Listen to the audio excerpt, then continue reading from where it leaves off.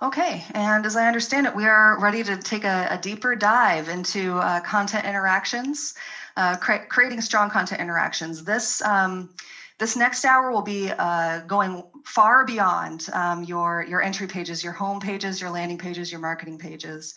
And I am going to go ahead and share my screen once again. Excuse some of the Chrome here for just a minute. Everything that's going on while I get that shared. Let's see. Yes. And then play. And so I hope everyone can see this this full slide. I'm trying something this time. If you all were with me in the last hour, and I think most of you were, I guess I had a little bit of something in my upper right-hand corner. I can't see any of that on my end. So just one of the fun things we get to find out about technology as we move into our more virtual world than we're really used to. But in this hour, I want to discuss, as it says on the slide, the never discussed secrets of all successful sites and apps. So the following applies to every single site or app you might visit in your everyday life, and that your visitors are going to in their everyday life. But we are going to apply the principles specifically to the yacht charter booking industry. And so this should also result in some deeper takeaways that you can use on your own sites and applications immediately. So I think you all know, but if anyone's joined us, I'm Bailey. I am the Director of Content Strategy at Truematter.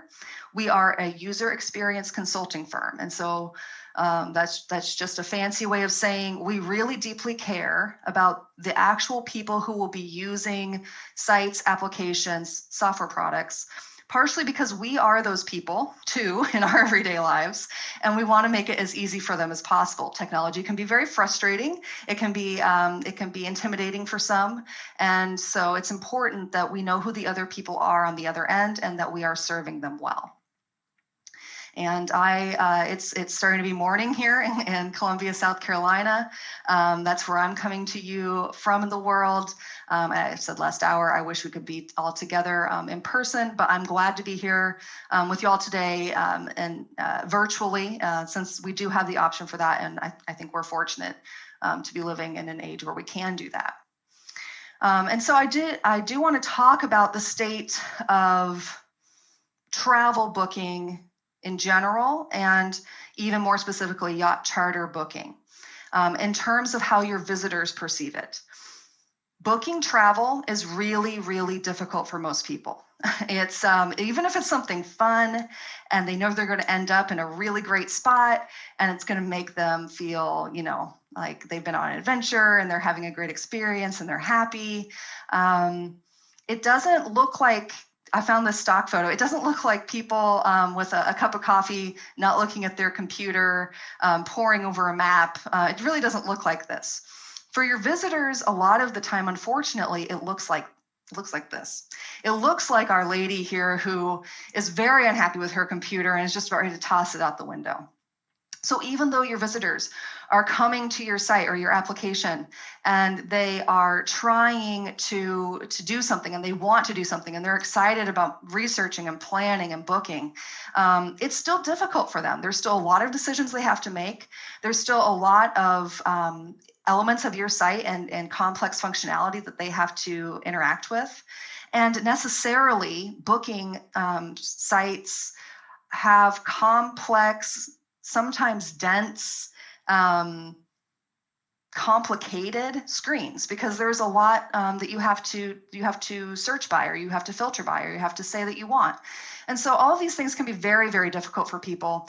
And as those who own the websites and the applications that they're trying to interact with, it's our job to make that as simple as possible. And it also benefits us because the simpler it is, the more likely it is that they have completed the process without even realizing that anything was hard or frustrating. And that's what we want. And so we talked last hour that usually when we're trying to help people, because we all care deeply about our visitors, but we usually talk about beautiful images. They're inspiring, but not what's going to help people through the really difficult pages where they're trying to filter and find what they're looking for, their destination, their dates, etc. We focus on chatbots, and so not to say that we shouldn't have chatbots, but chatbots usually only answer common questions, so they can't help with this difficult part of the process. We tell people our story, and so that might differentiate us and it might resonate with some people, but that also can't help them out when they're in the thick of everything. They're trying to make their way through these complex content interactions. And we try deals and promotions, which might give our visitors a nudge in the right direction toward booking with us. But if our process is frustrating enough, they may decide to pay a bit more just so they don't have to have the hassle. And so even though all of these things are things that we should be thinking of, there is something that we never discuss, although most of us on this call just got into it a little bit. But you all are part of the few who have ever been in a discussion about content interactions. And so as we discussed last time, that's a fancy way of saying the words that support the actions that your visitors must take to be successful on your site or on your app. No one ever talks about this. No one ever talks about how critically important the words are. And we dove into this just as an intro last hour, talking mostly about entry pages. This hour, I really want to get into all of the things that we have to consider on our interior pages as our visitors start to move through the journey of becoming booked customers. And so there's some secrets to why words are a critically important part of your visitor's experience. Maybe even, I would argue, the most critical part, the foundation on which everything else rests. And the first secret is that people do not read online.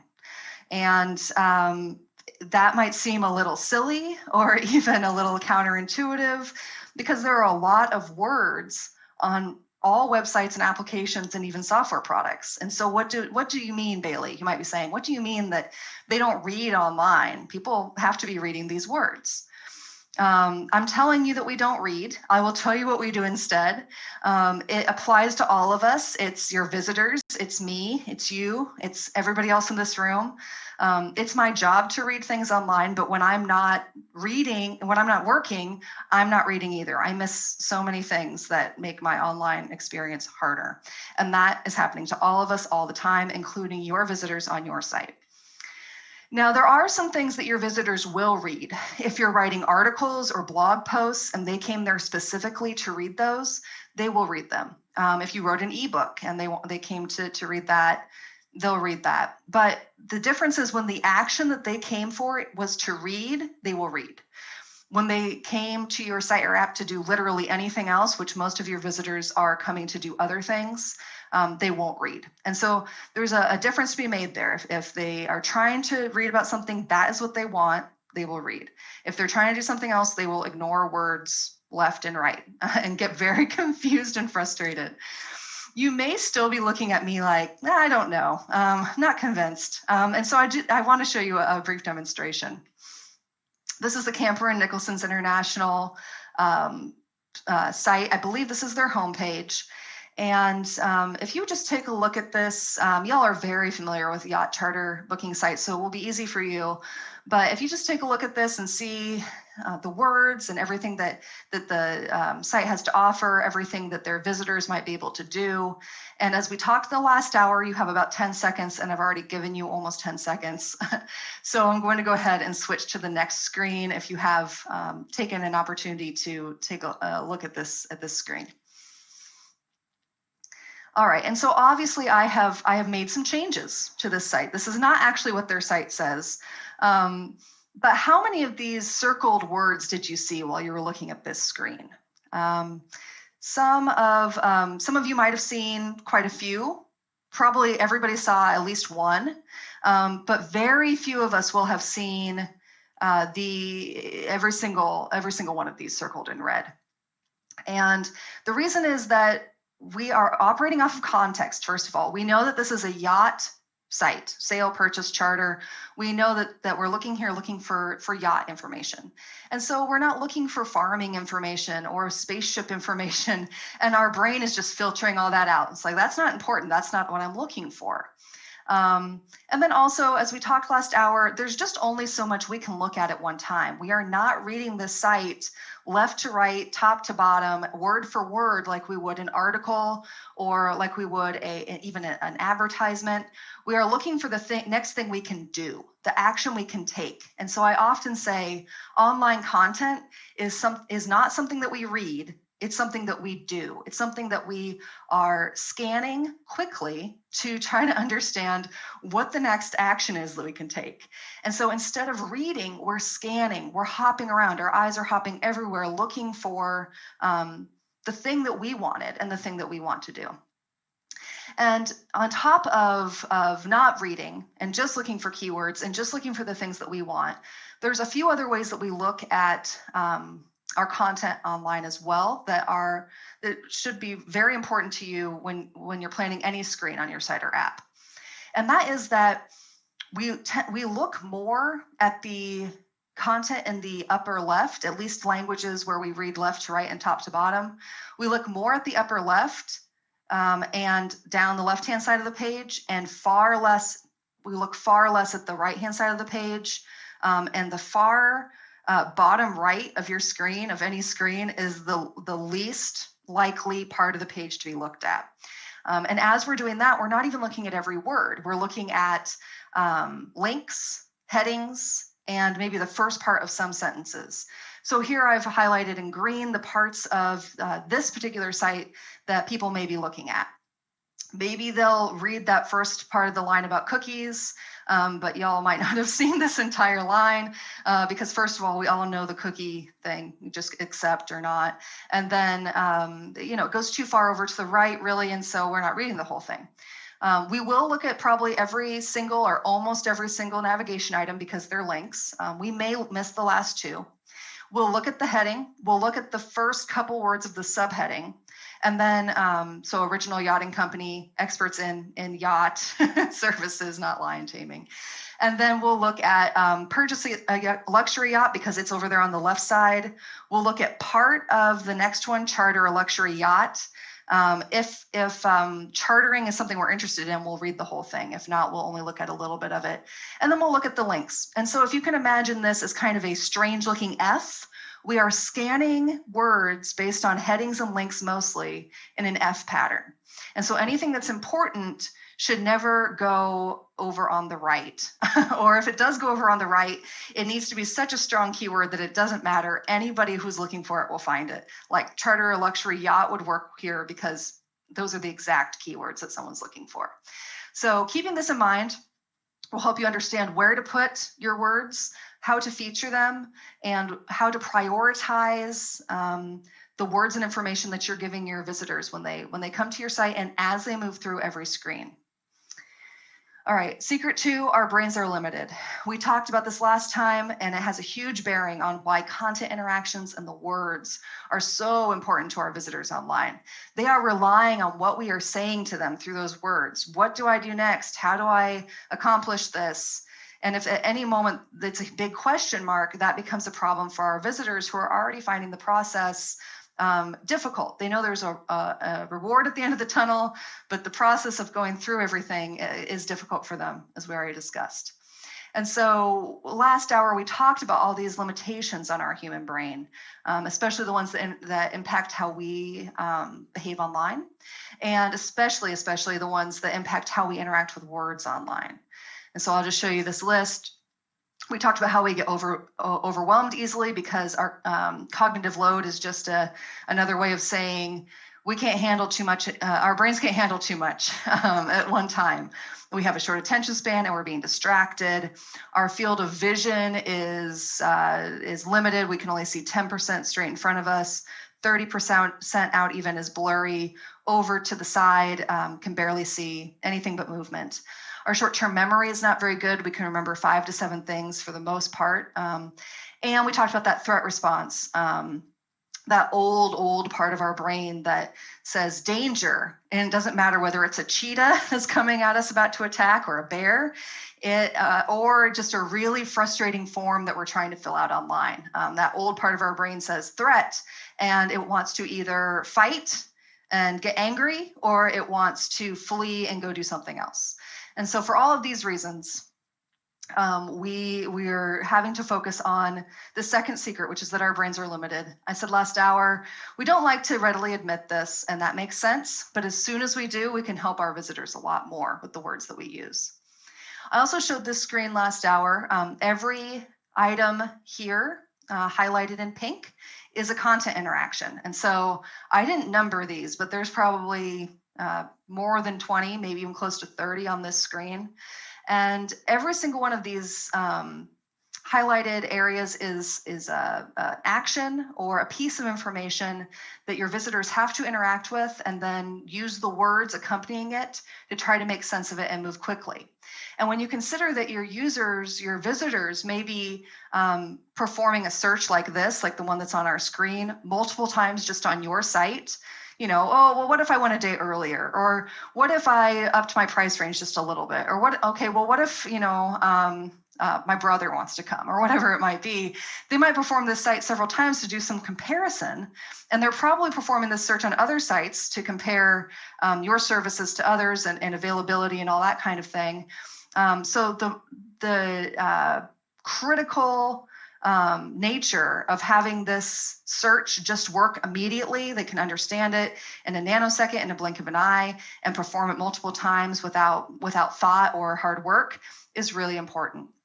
And this hour we'll get into the considerations for helping your visitors get through complicated, complex, dense screens like this, because you can't get away from asking them to interact with screens like this. There's too much going on to try to simplify it down to just, okay, now we'll ask you about number of guests. Now we'll ask you about cabins and take 18 screens to do it. And so how do we guide them through these screens that just have a lot going on? But since our brains are limited, that's a difficult and a tall order, but it's something that we can tackle, and it's with words.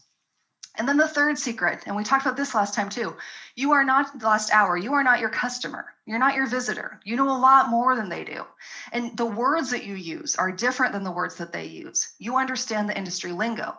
You understand acronyms that they don't understand. And so when you're writing for them, when you're writing the words for them, trying to be as clear and accurate and descriptive and specific as possible is really important.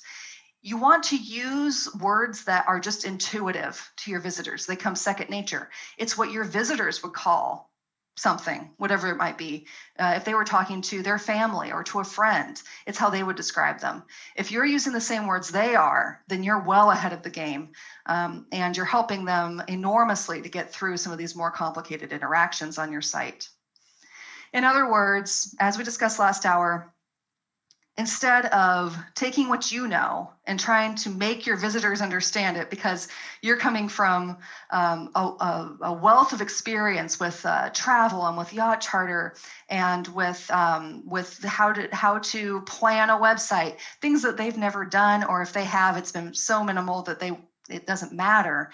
Instead of taking what you know and trying to teach it to them with your website, which is very frustrating for them, take what they know, start where they're starting from, and then help them based on what they know and what they need to know and what steps they need to take, because they don't really know any of that. And there's a lot they have to do. I haven't included everything here that they have to decide on or interact with or process they have to go through. And so in order to get them from that entry screen, that entry page, through all of this down to a final booking screen or an inquiry screen, just takes a lot of effort from them, and it is up to us to help them through. All of this means that we have to simplify everything that we do. We have to keep it simple for our visitors. We have to speak to the lowest common denominator, really. The person who we want to become our customer, who knows the least, that's who we have to speak to, because if it works for them, it'll work for everyone else. And so we're particularly today talking about doing that with the words that we're using. We will not overcomplicate. We will not belabor a point. We're going to get them through the process easily with courtesy and help, and bring them out the other side as a converted customer.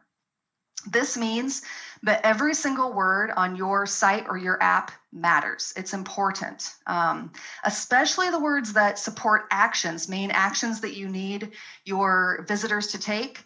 But every word is important. Every word should be considered because every word is there for a reason, and it's either helping or it's not helping. And so last hour, we talked about what makes a strong content interaction, what makes it incredibly easy to see what the action is and be able to decide whether you're going to take that action. And then if you're going to take that action as a visitor, take it easily with the words that are supporting the action. These content interactions, when they're strong, we talked earlier, they are scannable, they are concise, and they are straightforward. They don't require any reading because we already know people don't read online. They are short because we already know that people are just scanning around looking for keywords.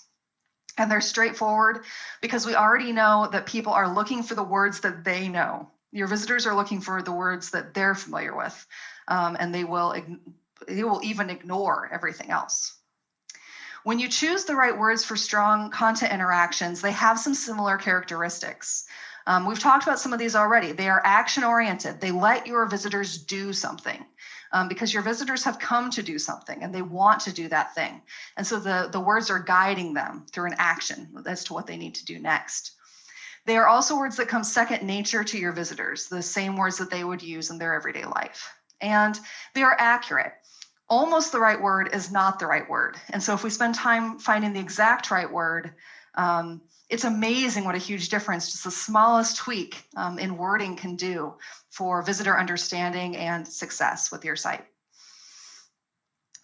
It may be helpful to think of our digital content, and particularly when we're creating these strong content interactions, as highway signs instead of as something that we write in a traditional sense. So a lot of us are used to writing long form paragraphs, or we're used to writing white papers or articles or essays or contracts, whatever it might be. But online, since none of us, including your visitors, aren't reading the whole thing word for word, we're really using words as more of a signpost. What do I do now? And we have just as much time as you do on the highway or any road where you're going quickly to get the information, process it in a matter of seconds, and then take action on it. Our visitors are doing the same thing, getting information quickly, processing it in seconds, and trying to take action. I don't know how many of you have been on the Jersey Turnpike, the New Jersey Turnpike, but it is a famously nightmarish stretch of road in the United States. And if you get on it, I really hope you want it to be on it because it's going quickly, it's hard to get off, you're dealing with city traffic, and so it's not a place you want to go unless you need to. What we're looking at here is the very last place that you can get off of the road before you get on the Jersey Turnpike. And so the sign is communicating to you, this is the last exit. So take it if you don't want to get on the Jersey Turnpike. And also, hey, there's a toll, so you have to pay too. And if you don't see this, or you can't understand this easily, you're going to end up on the Jersey Turnpike and you're going to be unhappy about it if you didn't mean to be there. So the sign is doing the job that we need to also be doing online.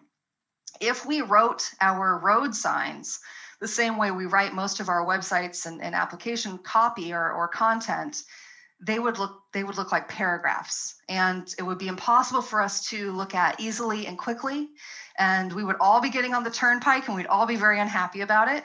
I just wrote out the instructions. It's the same thing that was on the previous page. I did just, for fun, add some of the actual content that's on the New Jersey Turnpike's website. But otherwise, these are the instructions that were on the page before, just written out in paragraph form. And it would be impossible to get this information in a matter of seconds. So the principle of scanning is not here. The principle of brevity is not here. And these signs really expect you to sit and take the time to read them word for word, which is why they would never work on the road, and it won't work online either. We can take a lot of lessons from our highway or our road signs that we can take and apply directly to our content interactions and all of our digital content. And So these are the considerations that we should keep in mind on every screen of our site or our app. These are the things that we should always be thinking, am I doing this? Am I doing that? If the answer is yes, we are doing well. If the answer is no, then we need to reconsider and reevaluate so that we can improve. And the first one, and I would say above all else, put your visitors' tasks first. You know what your visitors are coming to your site or your app to do. You know the tasks that they have to complete to get through the process successfully of researching, planning, making decisions, coming to your final booking screen, whatever that may look like. So put their tasks first. If they can find their information and their actions easily, then you can tell them all the stuff you want them to know after that. But if you try to put your information first and make them look for their tasks, they simply won't look for their tasks, and they'll either leave or they'll get frustrated, and these are the things that we don't want. And so we'll take a lesson from the road signs here. Road signs know exactly what you need to do, and they're not going to tell you a bunch of other information that you don't need. They're going to give you the information you need to complete your task or your action and get where you need to go. And so I'm about to go through quite a few examples just from different yacht charter booking sites. And you may see yours pop up, or you may see one that you're familiar with pop up. And what I'm doing is looking for good examples of what we're talking about today to put this in a very specific context for the types of content that are typical for yacht charter booking sites, so that you all can see how you might apply it to your own. There's a lot of really great things happening with all sites out there. There's a lot of things that can be improved with every site and app out there. And so if you see yours pop up, that's just a little, it means that it's a really good example of whatever we're doing. And so I want to say that before I continue. So we're looking at the moorings site, and we are pretty deep in this site at this time. We've been to home. You can see in the navigation here, we've been to destinations. We're looking at the Caribbean. Now we're looking at the British Virgin Islands. And what this page is doing really well is that it's putting the visitor's task first. We know the number one thing that everybody wants to do on a travel site, yacht charter booking not excluded, is to search. I know when I want to go. I know how long I want to stay. I know where I want to go. I know how many passengers. And then maybe if I change my mind, I want to be able to compare. If I take my mom, is it, how much more is that? Or what are the logistics behind it? And so we're putting that task first and not letting the rest of this information get in the way, because as you go down the page, there's a lot more to know. And this is what I mean when I say this is a complicated, dense process with a lot of information, and people will go through it because they want to book the right experience and the right trip. But if we had all of these words here before our visitor's first task of trying to search and make sure we're in the right spot, they would never find our search. And so this is in the right order. This is tasks first, and then a lot of information about the British Virgin Islands and Tortola after that, the things we want them to know about the trip. Another thing that highway signs make sure of is that there are no extra words. They don't add a bunch of extra stuff in there. They tell you what you need to know in as many words as it takes to get you to know it, and then move on. And we should be doing the same thing on our sites and apps. And so if we look at the page, the example here, we have about 6 different headings that are trying to show us the different options that we have on this site, and then showing us a link to get to that option if that's what we want. There are a few extra words here, but not really that many. There are sentences underneath the headings that your visitors may or may not read. But really, we're not mincing words. We're using 2 to 3 words for our headings. We're using 2 to 3 words for our links. We're not making anybody do any reading or any extra work to get to where they want to go.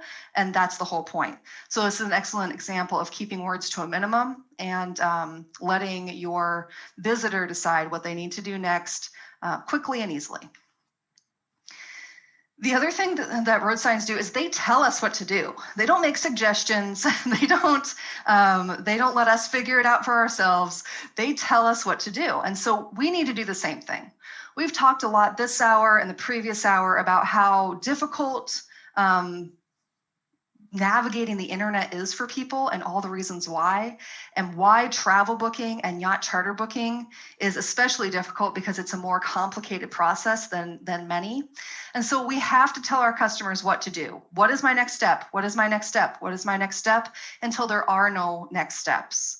And so I've got this example here from Northrop and Johnson's site. This is their homepage. And it says to me, find your dream super yacht. Okay, thank you. It's an action, and I'm ready to try to do that. It says yachts for sale. That's not what I'm looking for, but if it were, that would be very straightforward and clear to me, telling me what to do. Yachts for charter. Couldn't be clearer. If I'm looking for a charter, find your dream super yacht, yachts for charter. I've been told exactly what to do.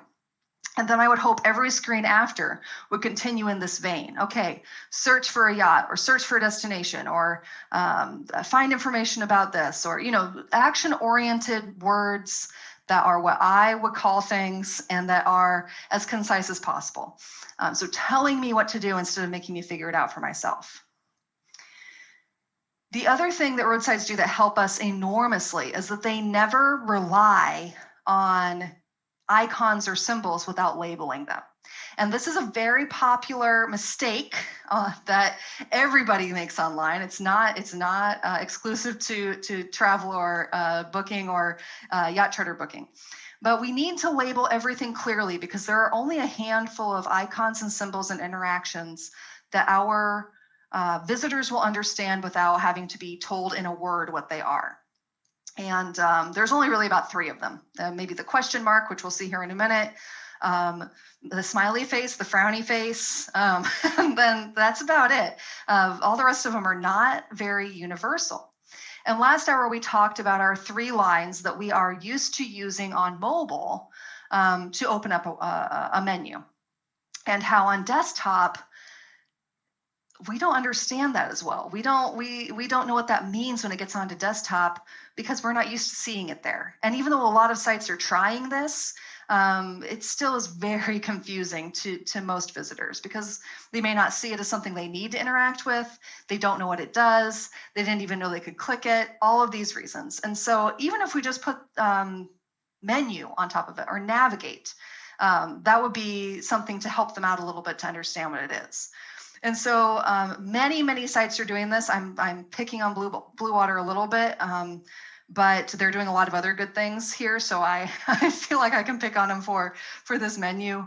Over here on the upper left, which is a good spot for navigation, right? Upper left, that's where we look first. But if it just said menu or navigate or told me what that was to open it, it would be so much more helpful. I may not even notice it up there or know to interact with it as a visitor. Now they are giving me yacht services, cruise services. I can take immediate action, all these other really great things going on. And so I can navigate this site in other ways. Whereas some sites only give me that menu and nothing else, and then really leave me wondering what to do from here. And so we want to label everything. We want to make sure that we're never just assuming that everybody knows what this means. We know what it means because we are very familiar with the internet. Our visitors are not as familiar and don't really have a firm sense of it. So we want to stay away from not labeling things. In this example from the Burgess site, we're pretty far into the site at this point. They are using the 3 lines as well. Like I said, it's become a very popular thing to do online, not just in this industry, but just by labeling it, we help ourselves out a lot. What they are doing here is they are they're showing us a chart of locations that have certain services or charters and ports, etc., open or restricted or closed due to COVID-19. And the way they've labeled this chart makes it very easy to look at, understand, and even learn how to look at it. So I have a orange circle with a minus in it, and that can mean some, it can mean restricted. It doesn't leave it up to me to try to decide what that orange circle with the minus in it means. The check says yes, but sometimes it also says commercial, so it means yes, but only for commercial, which I wouldn't know if it weren't labeled. So labeling here is going very well. It's helping me out enormously. And then we have a question mark, and like I said, that's really one of our universal symbols, there are incredibly few of those. And so we can get away without labeling the question mark because we know it means I need more information. Other than that, we're labeling everything. We're being very clear about what this means and letting our visitors basically take in this chart at a glance, which is excellent. Our road signs also prioritize clarity, and we should be on our sites and apps as well, above everything else being clear. Before we start to worry about even like things like tone or voice, or are we communicating our brand, in the right messaging?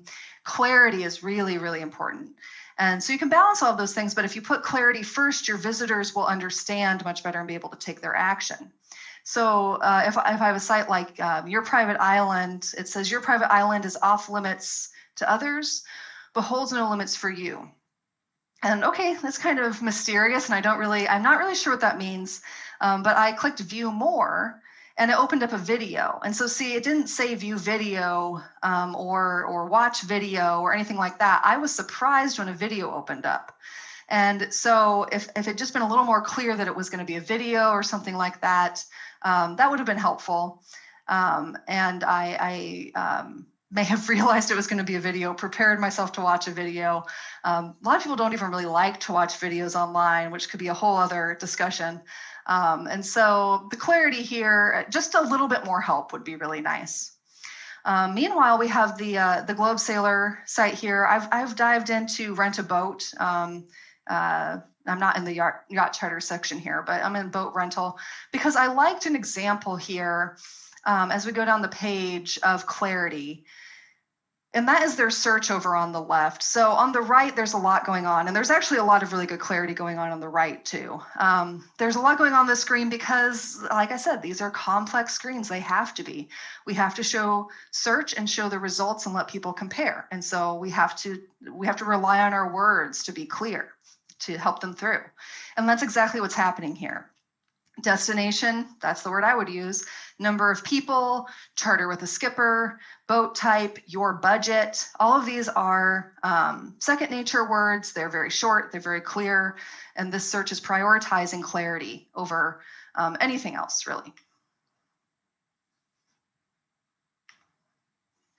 This is especially important when it comes to booking forms. So on the mooring site, you can actually go ahead and book your yacht charter. And so maybe on your site, people can as well.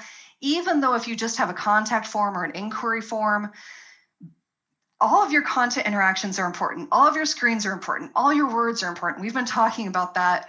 But by the time you have someone filling out a booking, reservation, or an inquiry, they are wanting to give you their business. They are wanting to be your customer. And so if we can be clear and concise and straightforward and helpful on these screens, we're doing a very good job.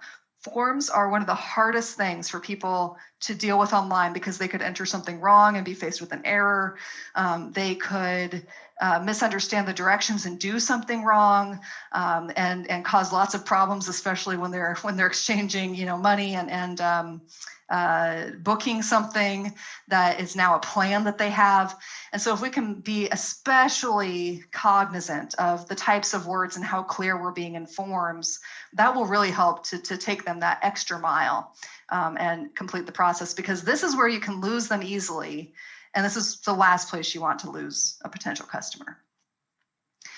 Our road signs, back to them, we also only see one thing at a time on a road sign. It doesn't try to throw a bunch of stuff at us at once, even though there might be a lot of different things to say. And so here on the Sunsail site, we've got our task first, which is great. We're prioritizing that task of search. And then there's just a lot to look at. Our 2021 brochure, safety procedures, BVI's reopening, all important information. But I'm looking at a lot of it at once. And if I could only look at one thing at a time and it was a little bit more spaced out and I didn't have so many items coming at me, it might be a little easier to make a decision. It might be a little easier to dive deeper into the site, those kinds of things. And so if we take our lesson from our road signs, we might have multiple road signs to get it accomplished, but they show us one thing at a time. And our road signs keep our options simple. They don't ask us to remember multiple things at a time. They only ask us to remember a thing or two or three at a time.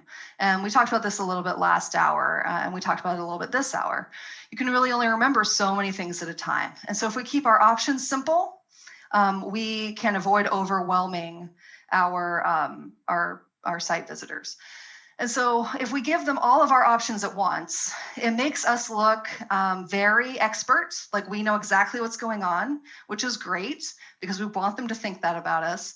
But it also makes it hard for them to make a choice. It's the equivalent of standing once again in say, a market and having too many choices of one thing to choose from.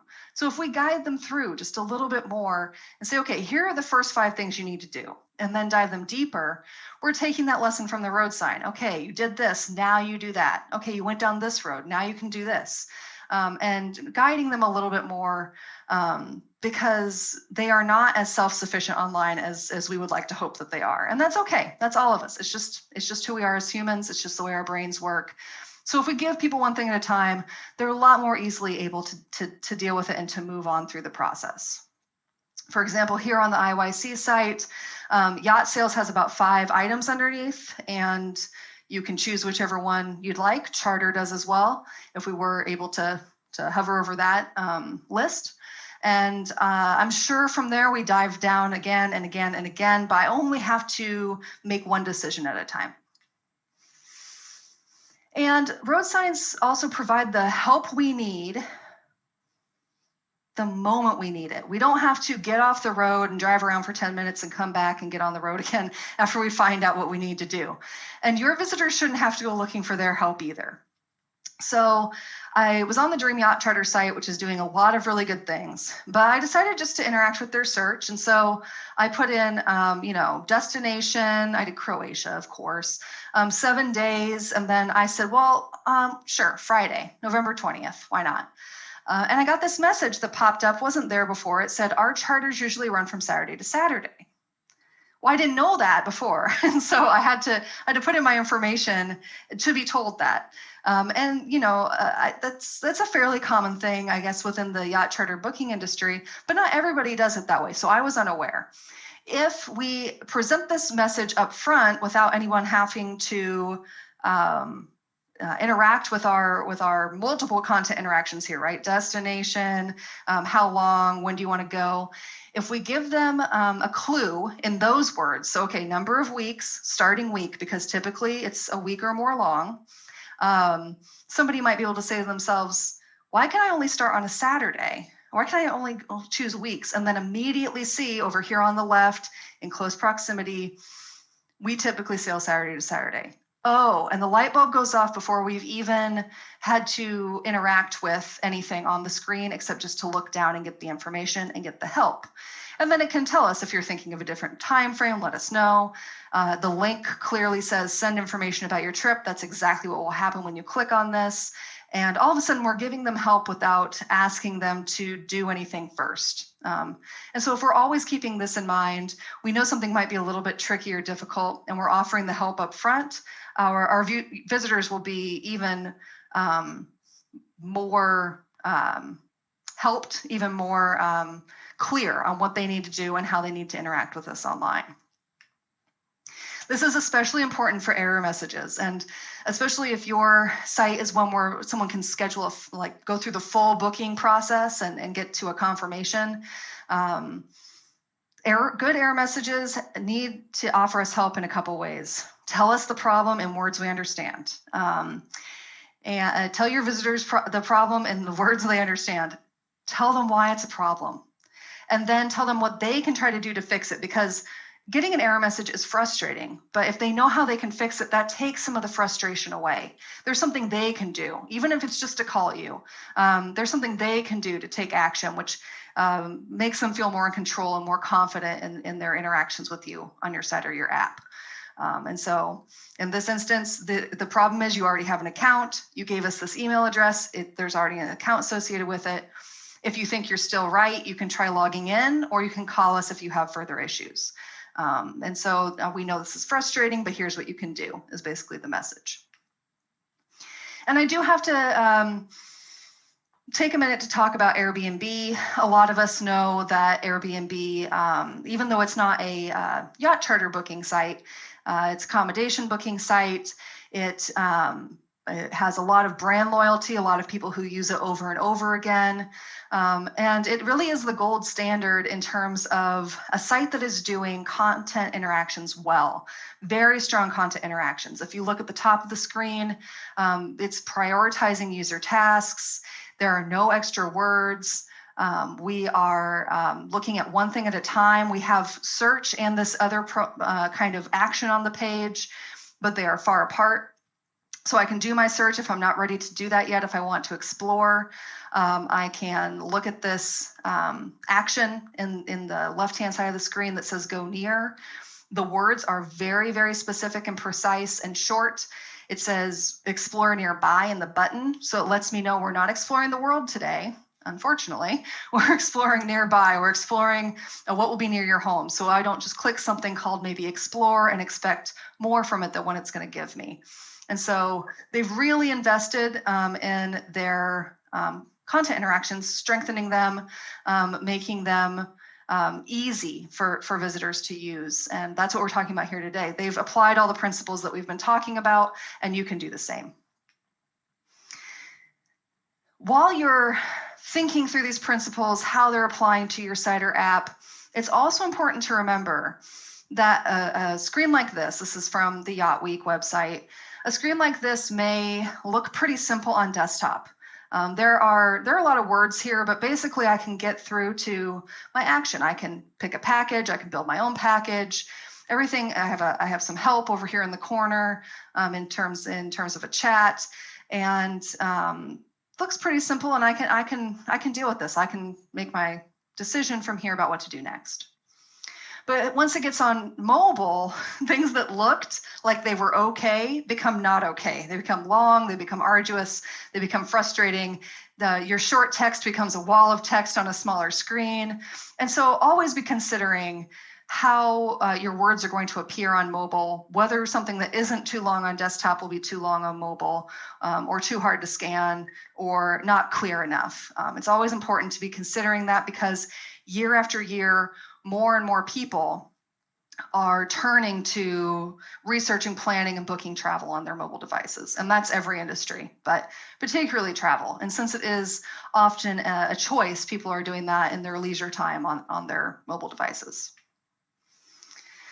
These principles we've talked about today, and there's quite a few of them that as it pertains to creating strong content interactions, but they apply everywhere. And so I wanted to show you a couple examples from a completely different industry, which is healthcare. But we're all familiar with this industry, and we might have some experience with frustrating healthcare sites or not frustrating healthcare sites that we maybe even almost enjoyed. And so this is the home screen of an app for a patient survey that we developed at Truematter. Basically, the doctor hands this to you on an iPad, so it's developed for a mobile device. And we're following the principles that we talked about today. It says welcome, so I'm here. You've handed me the device. It says my name. If it had someone else's name on it, I would hand it back. And so I know that I'm taking my survey. It lets me know that it contains 64 questions. So heads up, this is a long survey. That's just being courteous. And there are no right or wrong answers, which is important information for me to have to take this healthcare survey. We're not using any extra words. We're trying to make this as scannable as possible. We're trying to make it as short as possible. And there's one major action I can take, which is to start.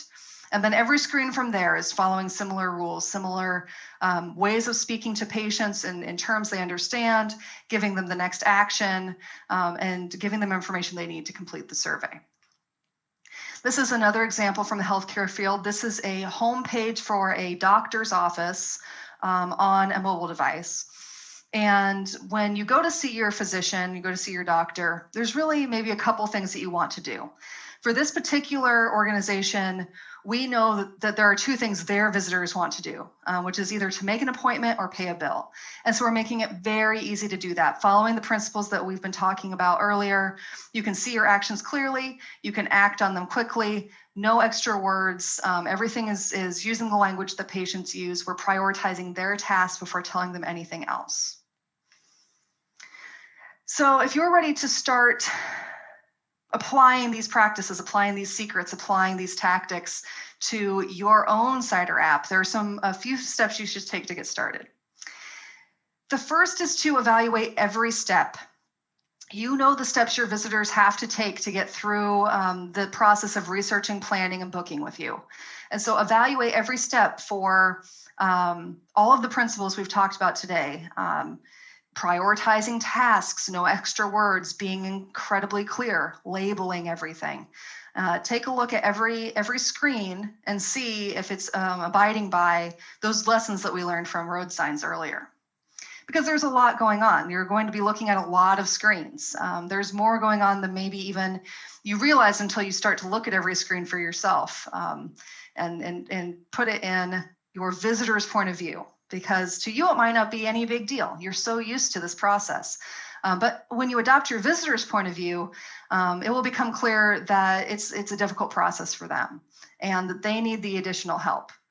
One way you can get into your visitors' shoes even more so, rather than even just trying to put yourself in their shoes or empathizing with them or trying to think like they would think, maybe you observe some of them using your site or app. Maybe you ask them to complete a common task or go through the entire booking process while you observe and see where they stumble and know that that's where you'll need to make some changes. You might be surprised the words that they stumble over or the words that really help them out and they just can keep moving quickly and you'll know to keep those words. This is a powerful tool if you're not quite sure what your visitor might call something or not call something, to get that insight, that real world insight into how they're actually using your site or app and how they're actually trying to interact with your content. The next thing you'll probably end up doing is refining 90% of the words on your site or app. And that's a lot of words. It's a lot of work. But if you're going through screen by screen and really evaluating and really taking a look at every single word, it's a ton of words. And so as you go through the process, you'll probably end up touching about 90% of them, improving 90%, or at least taking a look at 90% of your words and deciding, yes, this still works for our visitors, or no, we need to approach this a bit more from a visitor's perspective. The good news is that you can be constantly improving. This does not have to happen today or tomorrow or next week. You can start with the pages that are most heavily trafficked or are maybe even the most difficult. You can start to prioritize the screens that you want to improve and strengthen the content interactions for, and then move on from there. Especially maybe if you have customer service, talk to your customer service representatives to see which screens are causing the most trouble. That's a good way to go about it too. Take a look at your analytics to see which ones are the most visited. That's a good way to go about it. And make a prioritized list and then start to move through every screen of your app. This can take you, weeks. It could take as long as months because you're constantly improving. You'll be constantly improving your online success, the experience for your visitors, the likelihood of retaining customers, having referrals, having repeat customers, building your market share. So none of this has to happen overnight. It can be a longer process. And in fact, I have yet to see a website or application that has perfectly strong content interactions. And that's why when I said we'll be looking at a lot of examples today, and everybody's doing good things and everybody has room for improvement. It includes our gold standard, Airbnb. They're well known as the gold standard of strong content interactions, but they have room to improve too. If you look in the upper right, they've got our 3 lines without a label on top of it. And if you look in the bottom right, we talked earlier about how this is the least noticed part of the page. They have one of the most important interactions on the entire screen, one of the most important pieces of content and words and actions down there where it's harder to see. And so even though they're doing a ton of things right, they still don't have it perfect. And I'm sure that they'll roll out with improvements again. They're constantly improving and you can constantly be improving too. as you make these improvements, even if you're making a few at a time, even if you're only focusing on your entry pages like we talked last hour at first, even if you're only doing a few high traffic pages using the principles we've talked about this hour, you'll be able to see your visitors' engagement with you grow. People will be coming back.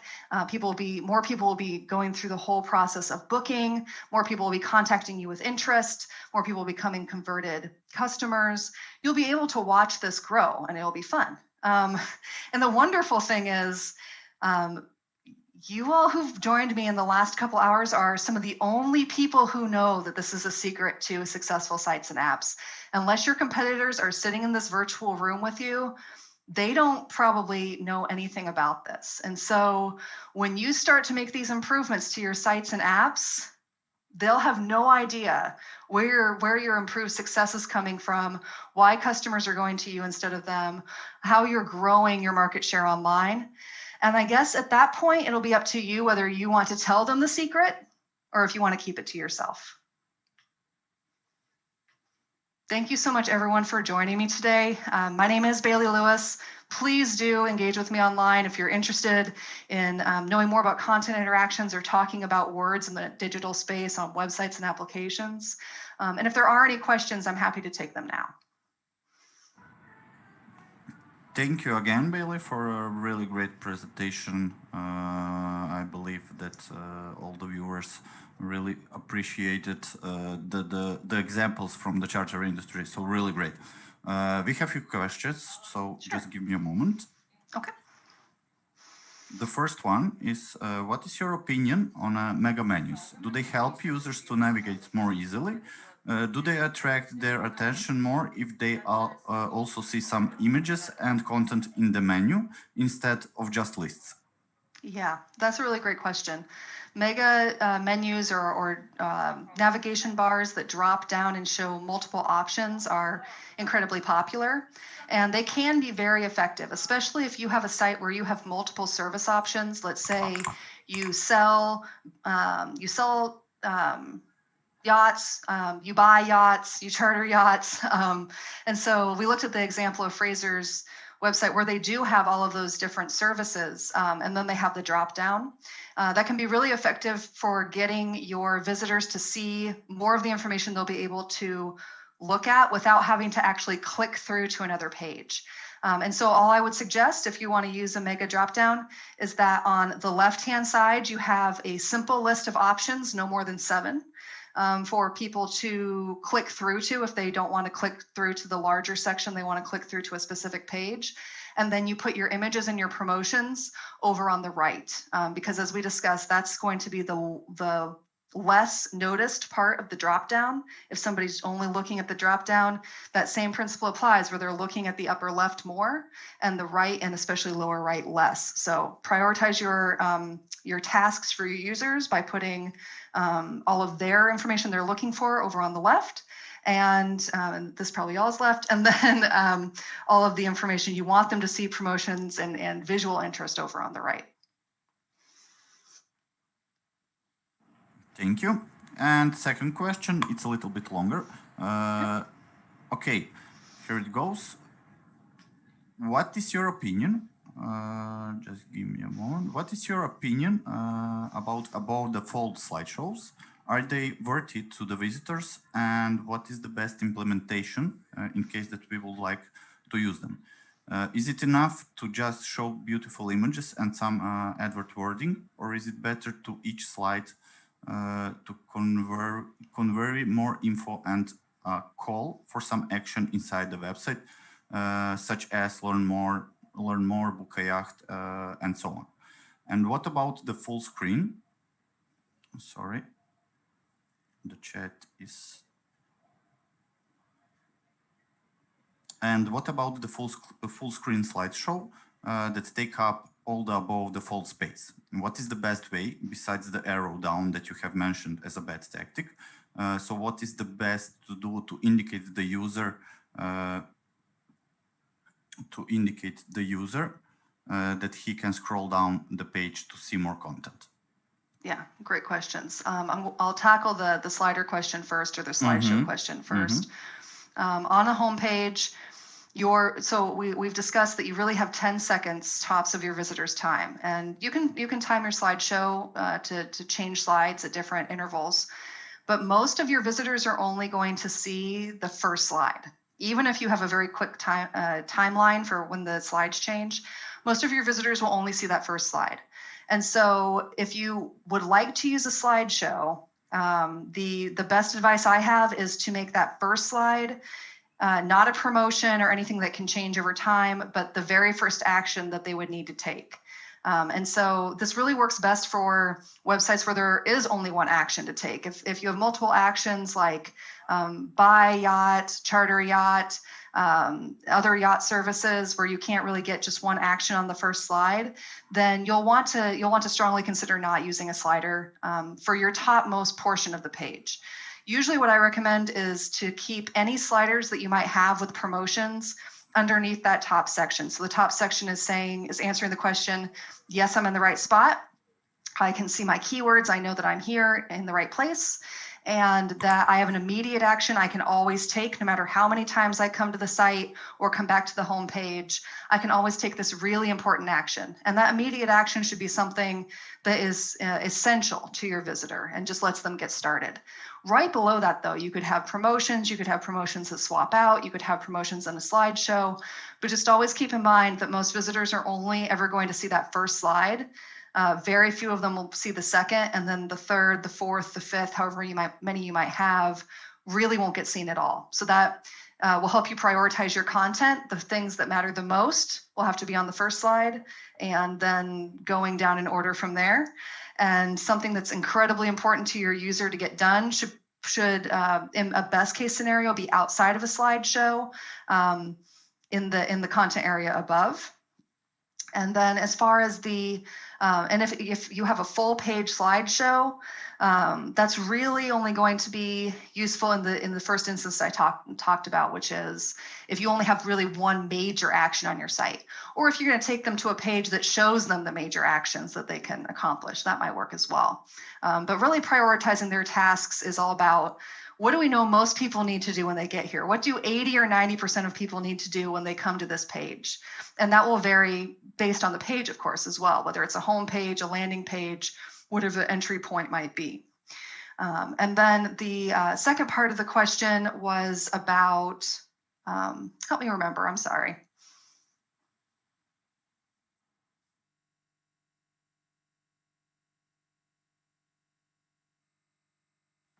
Just give me a moment. Yeah, we have a few questions in chat, so. I just had it and it flew out of my mind. Okay. Limitations of the human brain. Yeah, it is about the full screen slideshow that take up all the above default space. What is the best way, besides the arrow down that you have mentioned as a bad tactic, to indicate the user